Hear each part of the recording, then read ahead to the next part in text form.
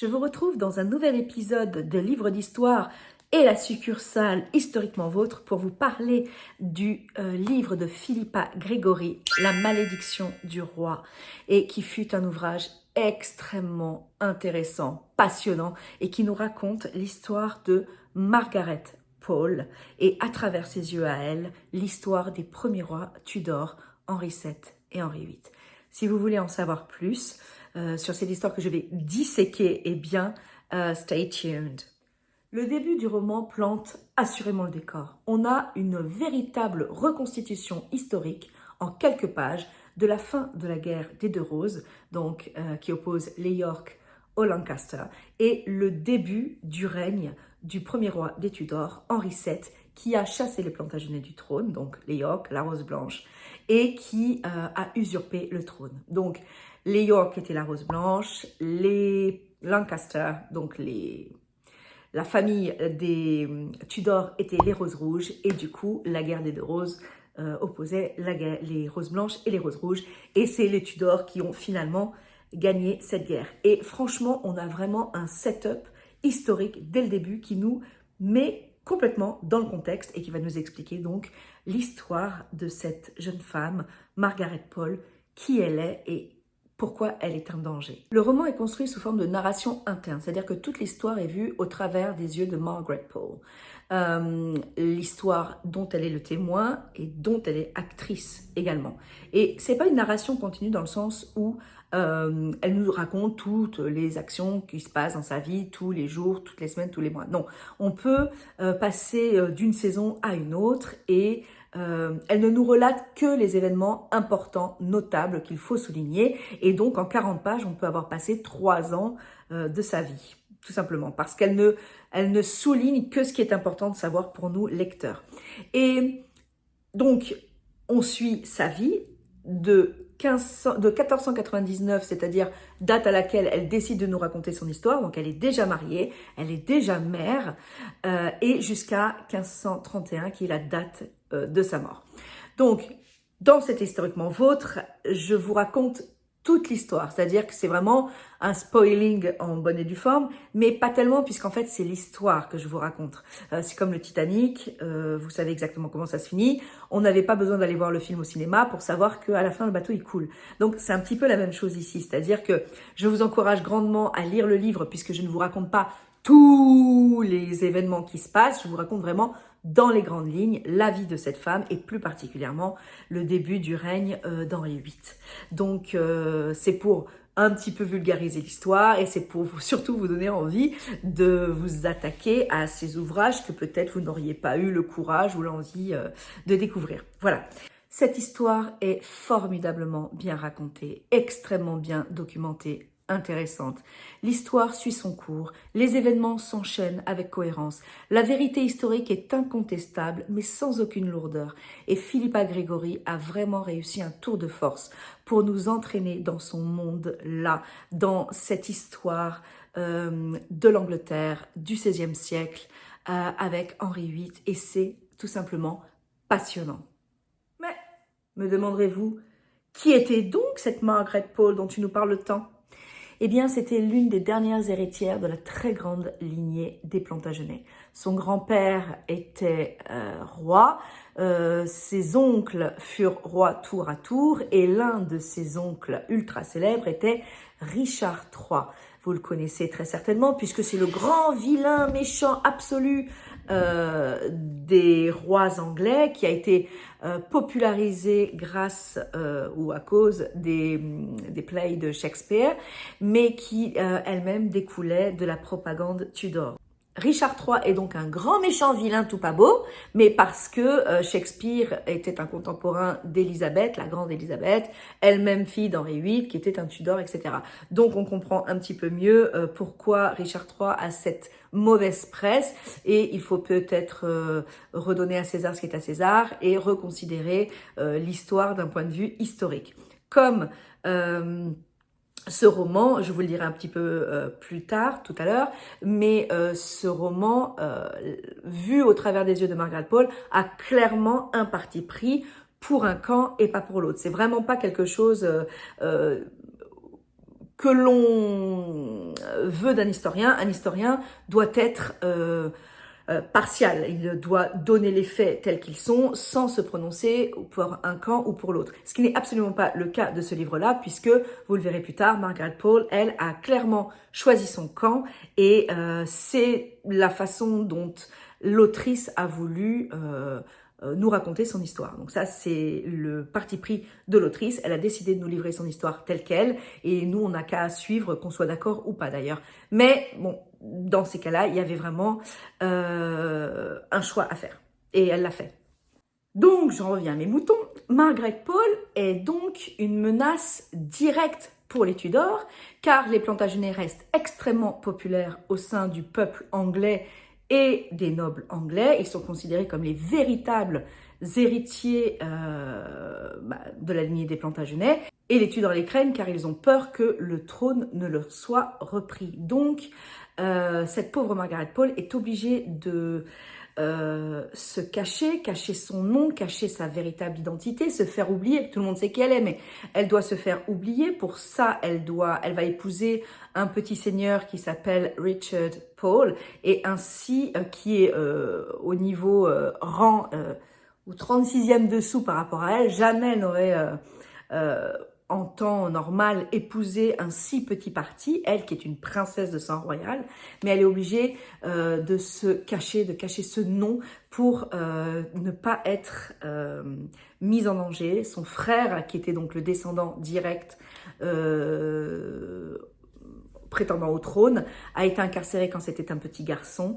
Il y est resté incarcéré à la Tour de Londres. Il y est resté de nombreuses années et ne ressortira que pour être exécuté, décapité, la tête sur le billot.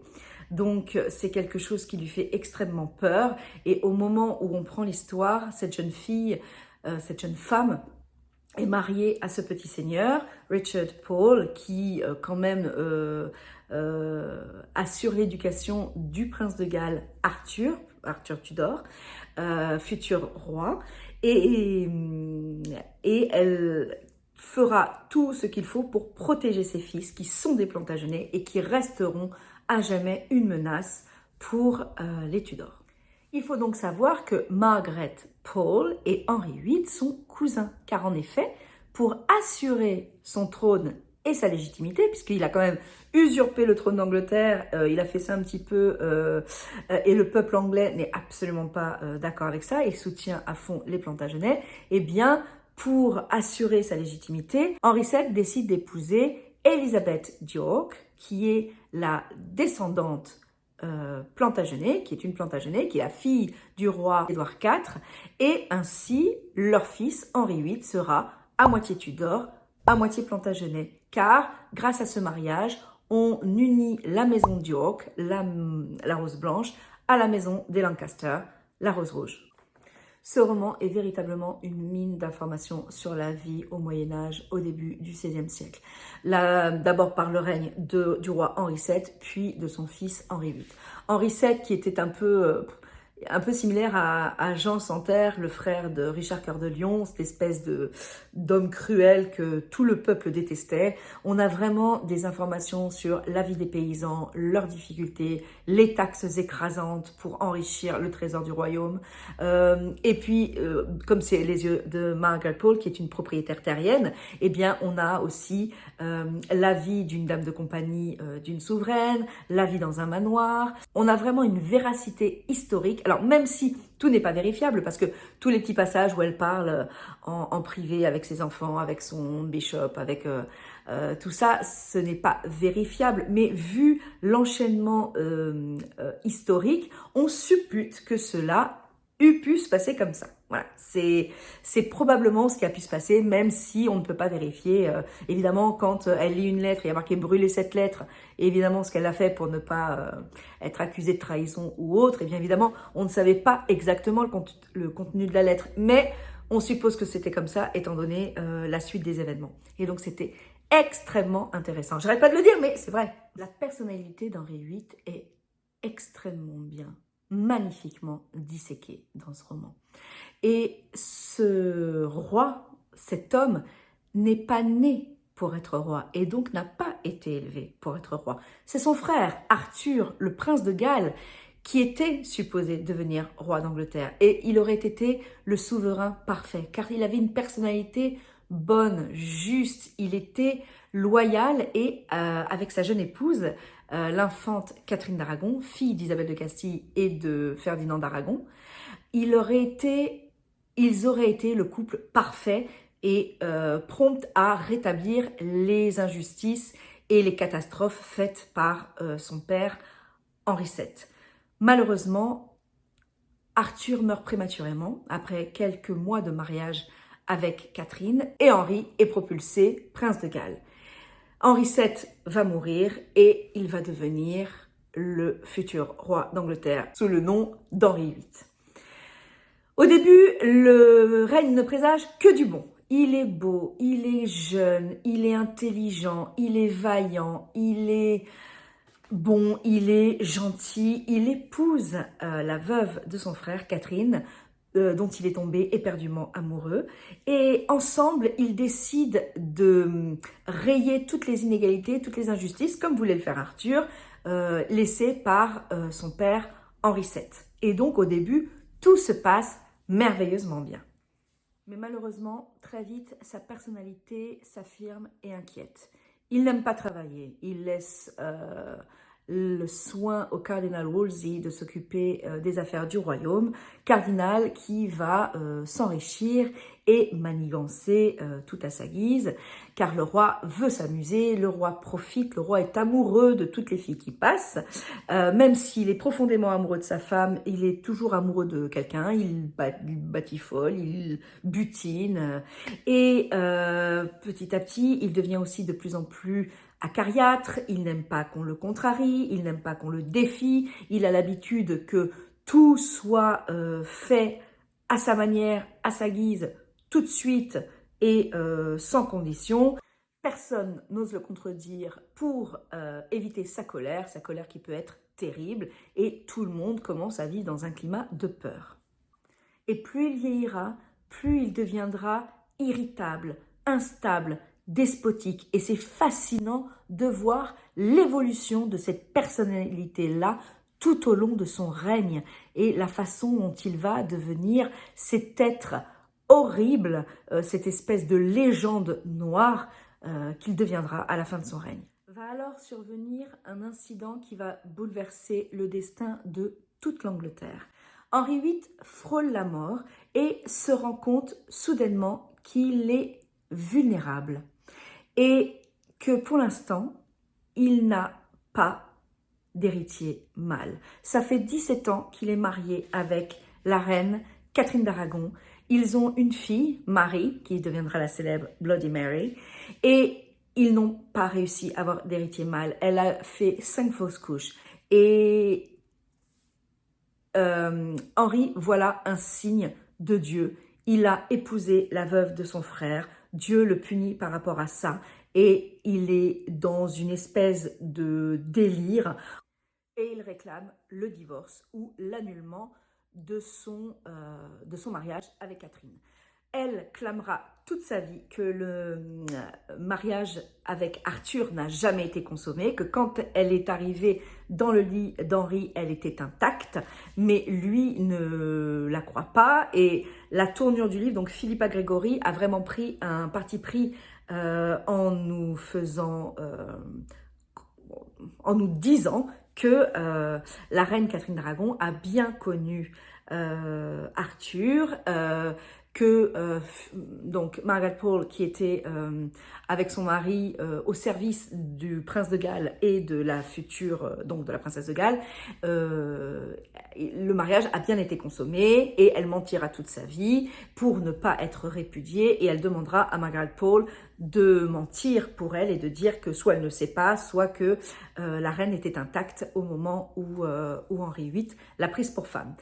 Toujours est-il que la vraie histoire historique, c'est qu'on ne le saura jamais. Donc Philippa Gregory s'est un petit peu engagée là-dessus. Elle a vraiment décidé de faire son choix. Nous, on le saura jamais. En tout cas, ce qui est clair, c'est que historiquement, Catherine d'Aragon a toujours clamé haut et fort que elle n'est restée mariée que quelques mois avec Arthur, ils étaient jeunes et qu'ils ne s'étaient jamais connus charnellement, alors qu'ils étaient follement amoureux. Ça, que ce soit dans le livre ou dans la vérité historique, ça c'était reconnu. Toujours est-il que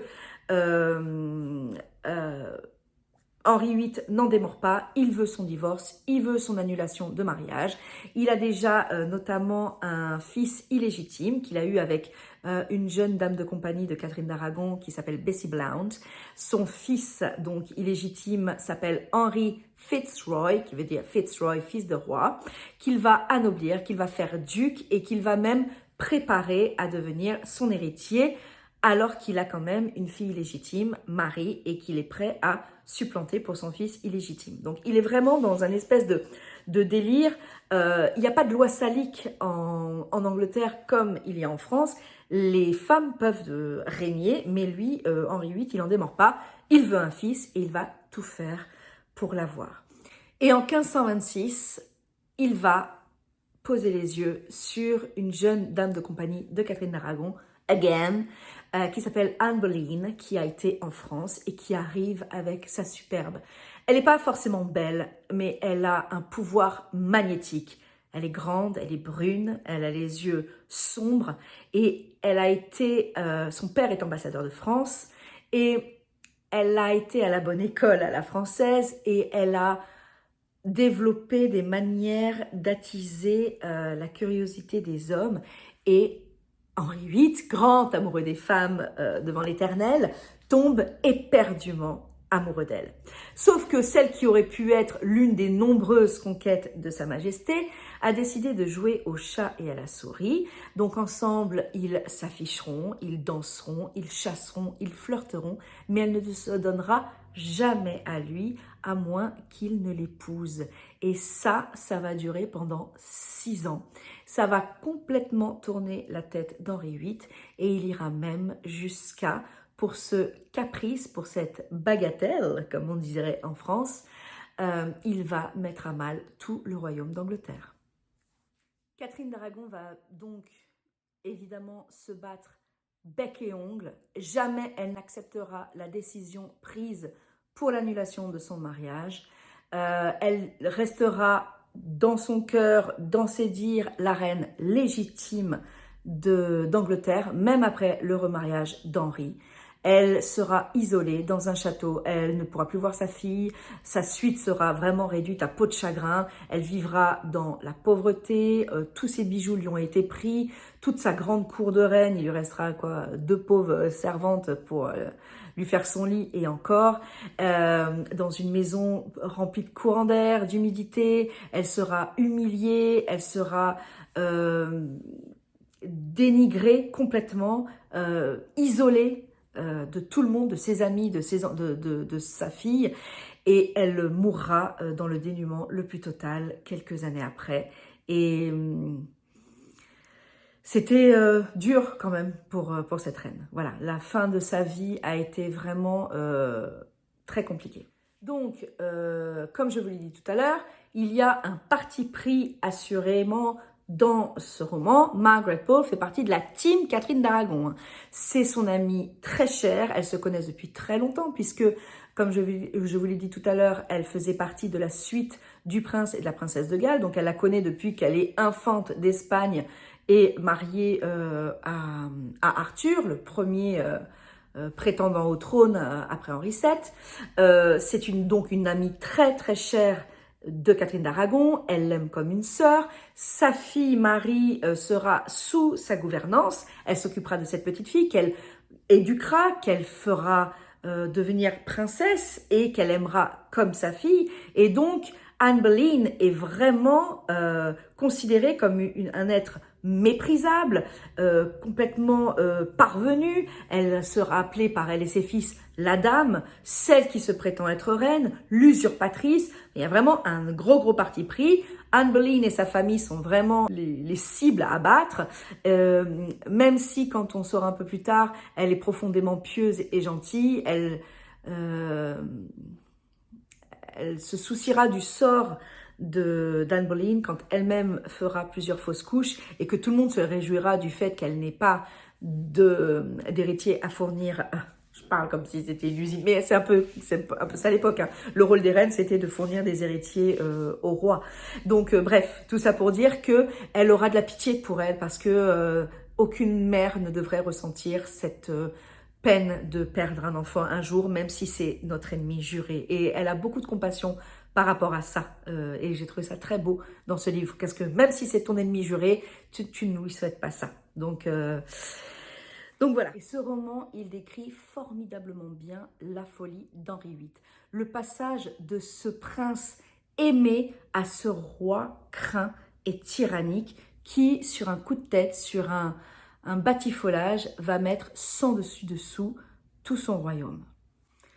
C'est une sombre époque où, pour satisfaire un caprice, le roi va renier l'Église de Rome et le pape et fonder l'Église suprême d'Angleterre, qui va devenir l'anglicanisme, et qui va donner donc la porte ouverte aux guerres de religion. Les luthériens étaient à leur porte, ils sont nés dans les Pays-Bas, ils se propagent à travers toute l'Europe, il y en avait quand même beaucoup en Angleterre, mais en devenant le chef des anglicans, là, Henri VIII ouvre la porte, et là, ça va être le début de la fin. Sombre époque, car plus personne ne sait sur quel pied danser.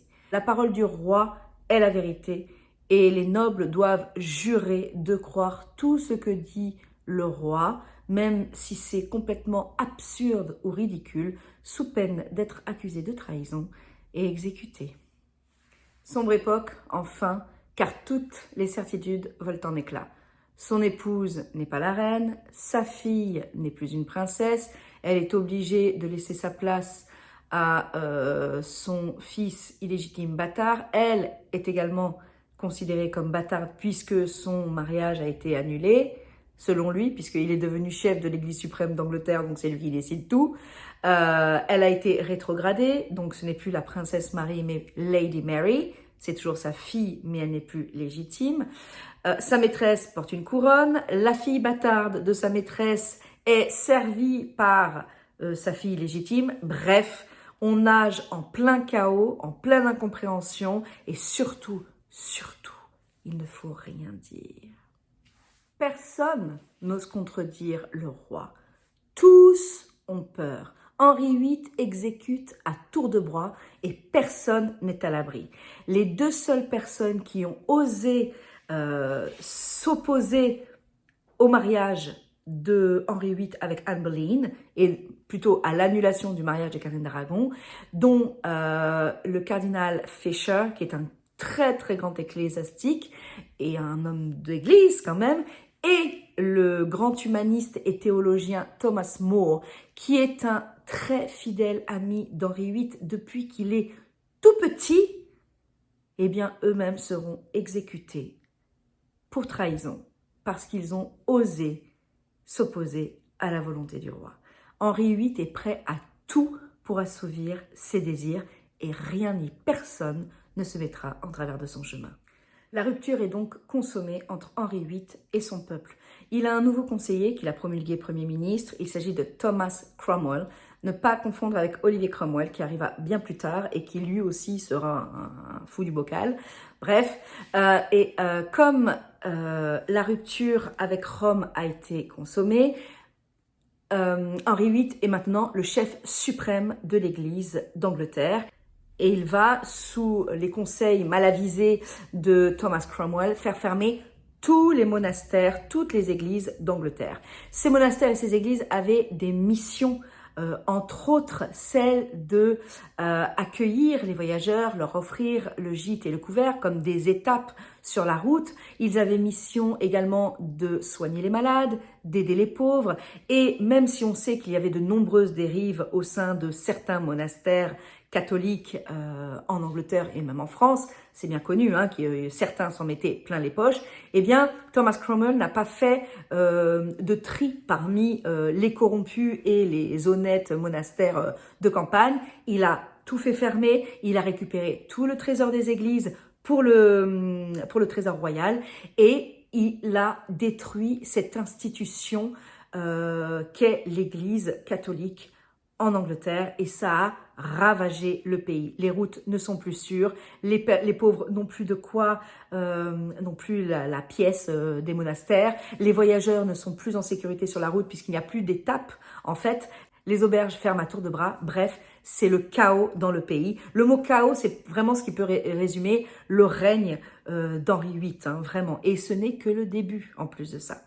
Un des fils de Margaret Pole, Reginald Pole, qui a été un grand théologien, un grand humaniste, dont les études ont été payées par son cousin Henri VIII, va être pris à partie par Henri VIII. Henri VIII va lui demander son avis sur son divorce et son remariage avec Anne Boleyn.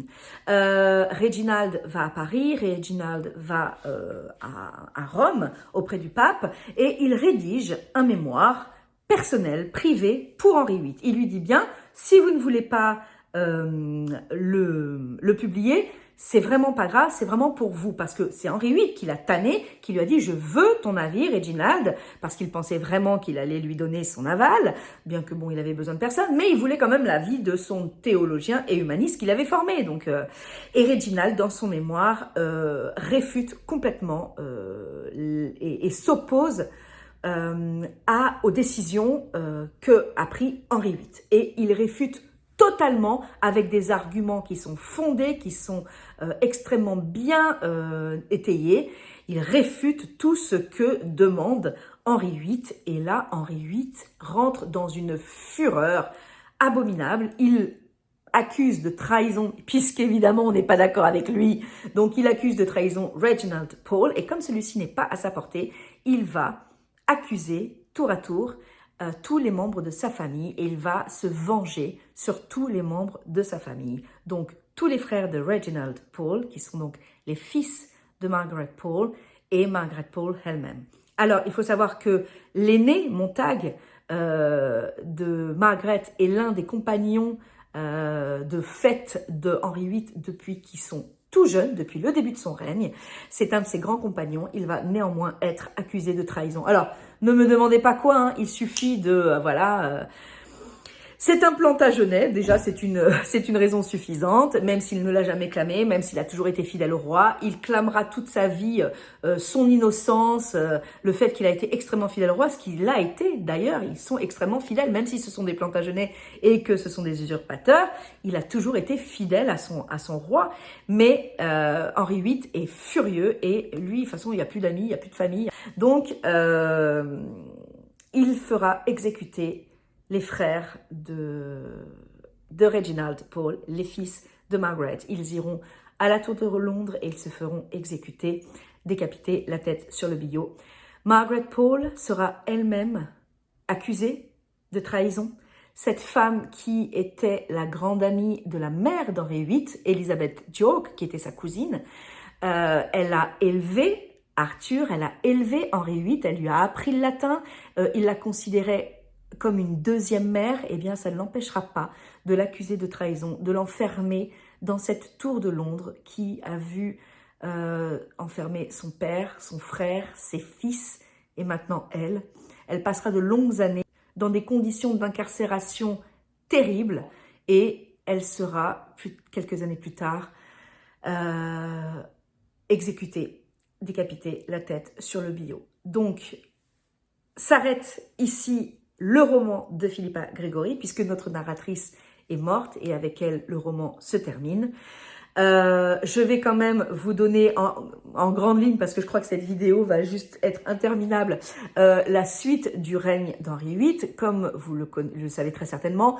Donc Henri VIII a eu une fille avec Anne Boleyn, qui s'appelle Elizabeth, et qui deviendra l'une des plus grandes monarques de l'histoire d'Angleterre, Elizabeth Ier, the Virgin Queen, la reine vierge, qui décidera de ne se marier avec personne et donc de n'avoir aucun héritier, bref, mais évidemment, Anne Boleyn va faire plusieurs fausses couches, elle va faillir à son rôle de reine et aux promesses qu'elle avait faites au roi Henri de lui prodiguer un fils.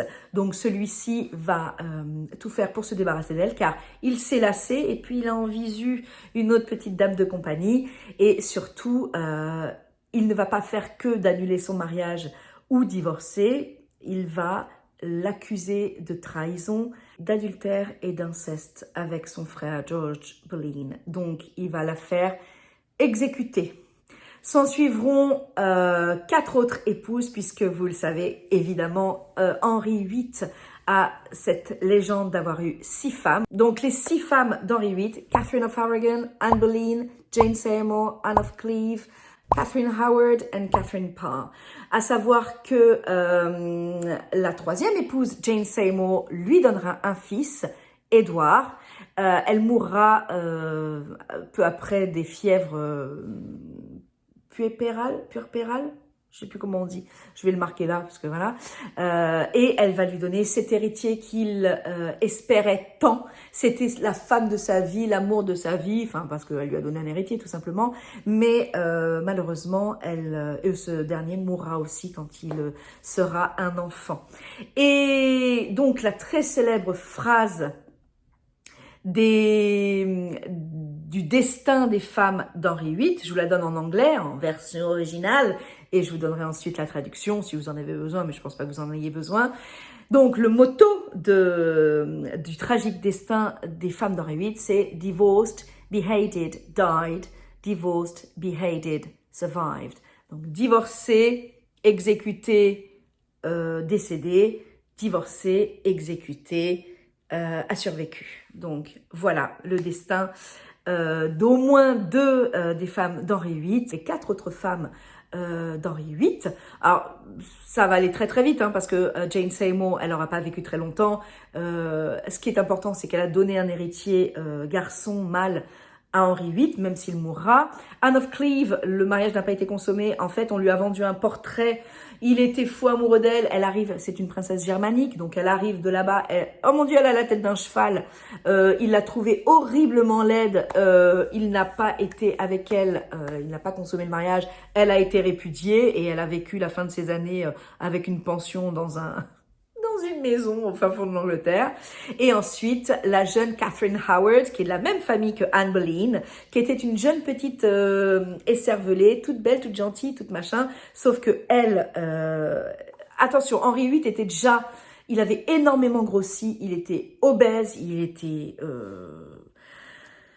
devenu laid, et il était de pire en pire. Tout ce que je vous ai raconté là, c'était à peu près au début de son règne. Là, imaginez que ça va en crescendo. C'est vraiment le roi, mais abominable, avec des crises épouvantables. Personne n'ose le défier, personne n'ose rien dire. Et puis il y a cette petite Catherine Howard qui arrive et qui ne trouve rien d'autre que d'aller papillonner à droite et à gauche avec d'autres hommes. Et donc, quand Henri VIII apprend ça, lui qui était éperdument épris de sa jeune et jolie épouse, eh bien, ni une ni deux, il avait l'habitude.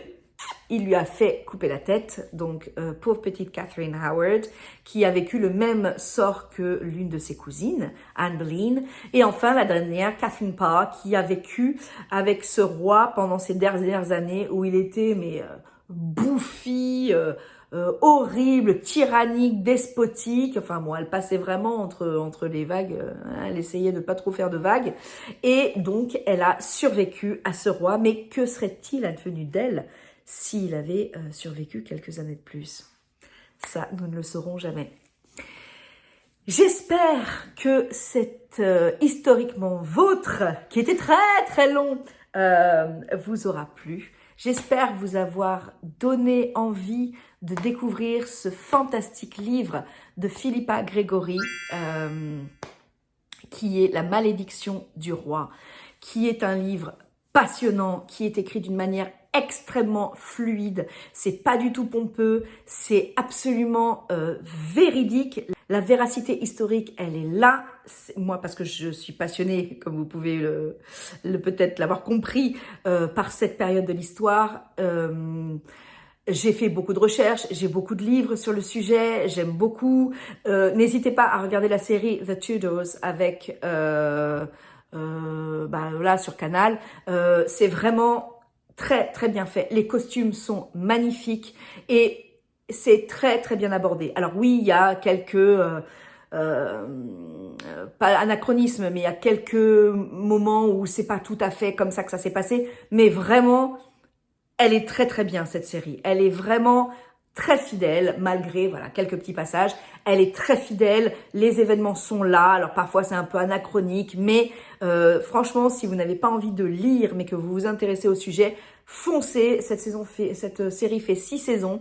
Elle est vraiment extraordinaire. Je suis en train de me la refaire. Je l'ai faite il y a quelques années et je suis en train de la re-regarder après avoir relu ce livre. Et franchement, ça match vraiment parfaitement. Je vous dis à très bientôt dans un nouvel épisode de Livre d'Histoire et dans un nouvel Historiquement Vôtre. À très bientôt. Ciao, ciao. Clap.